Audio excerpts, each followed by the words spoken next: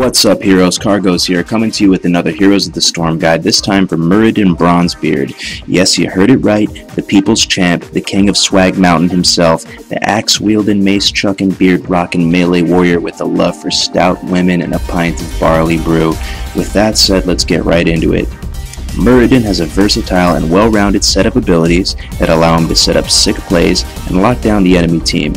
He's a strong initiator with high utility and low damage, but can dish out an endless supply of crowd control and pain.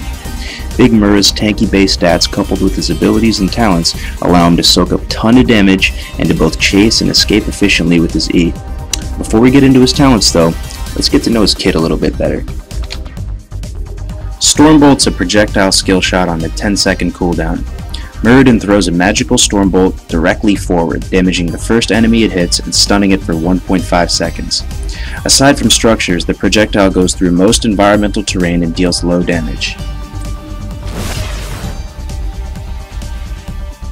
Thunderclap is an area of effect ability that damages and slows enemy movement speed by 25% for 2.5 seconds.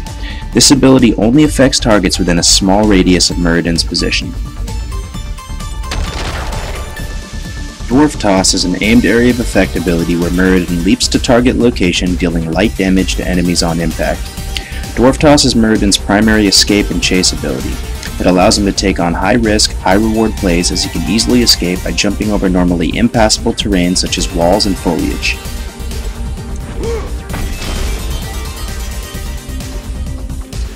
Avatar is Muradin's heroic ability, and it's on a lengthy 100-second cooldown. When activated, Muradin transforms into a mighty stone avatar for 26 seconds. It buffs him with tremendous health and makes his basic attacks stun enemies throughout its duration. Due to its long cooldown, this spell should be used carefully for high impact engagements. Let's crack some skulls. Now that we've gone over his kit, let's get into the build I want to show you guys today. For a tier 1 talent, I choose Infused Hammer. This makes Stormbolt refund mana if it hits an enemy. I see a lot of Muradins choosing the block talent, or even Reverberation, which reduces attack speed of enemies for 3.5 seconds if they're hit by Thunderclap. The reason why we'd go with Infused Hammer is that Muradin has garbage mana regeneration, and while it may make you marginally weaker in terms of damage output and or tankiness, the added mana will save you a couple trips back to base, which will have a much higher impact on the overall game. For our tier 2 talent, we're going to choose Skullcracker. Skullcracker makes every third basic attack against the same target stun them for 0.25 seconds. Because we forgo some of the later talents that stun, we pick up Skullcracker because it makes it that much easier to chase heroes down and for you to do your job in team fights.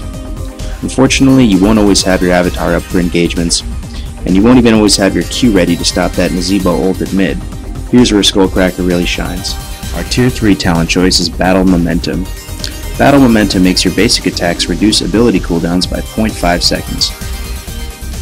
The more you attack, the more Stormbolts, Thunderclaps, and Dwarf Tosses you'll be able to get off in engagements, and I generally find this to be more valuable and flexible than Follow Through. Our heroic ability of choice is Avatar. Avatar is Muradin's defining skill, and one that is more congruent with his role on the battlefield as an initiator and tank. Avatar allows Muradin to soak insane amounts of damage and to lock down the opposing team with CC. Our tier 5 talent choice is Thunderstrike by a substantial margin. Thunderstrike makes your Thunderclap deal 300% damage if it only hits one target. Simply put, you need the damage this talent provides. Once you get enough experience playing with Muradin and knowing his ranges, you'll be able to position your Thunderclap so that even when you're fighting a large group of enemies, you can make it hit only one for a huge amount of damage. Our tier 6 talent of choice is Imposing Presence. This talent slows enemy attacks by 50% when they attack you. We choose this because the damage mitigation it represents is disproportionately high and adds way too much survivability to pass up. It's also worth mentioning that picking Skullcracker earlier allows us to forgo the Dwarf Toss stun and still maintain a balanced build. Our tier 7 talent of choice is Unstoppable Force. This increases the duration of Avatar by 30% and reduces the duration of disables while in Avatar by 75%. More uptime on your Avatar equals more impact in teamfights due to more HP and a longer ability to keep your enemies stun locked. The 75% reduction to disables is arguably more impactful as it makes it very hard for the opposing team to control you in a fight.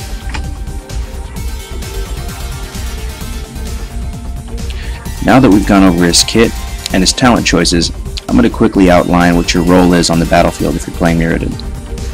Your role in each game is to be a relentlessly aggressive frontliner. As an initiator with high sustain and high utility, Muradin is highly capable of carrying games on his back.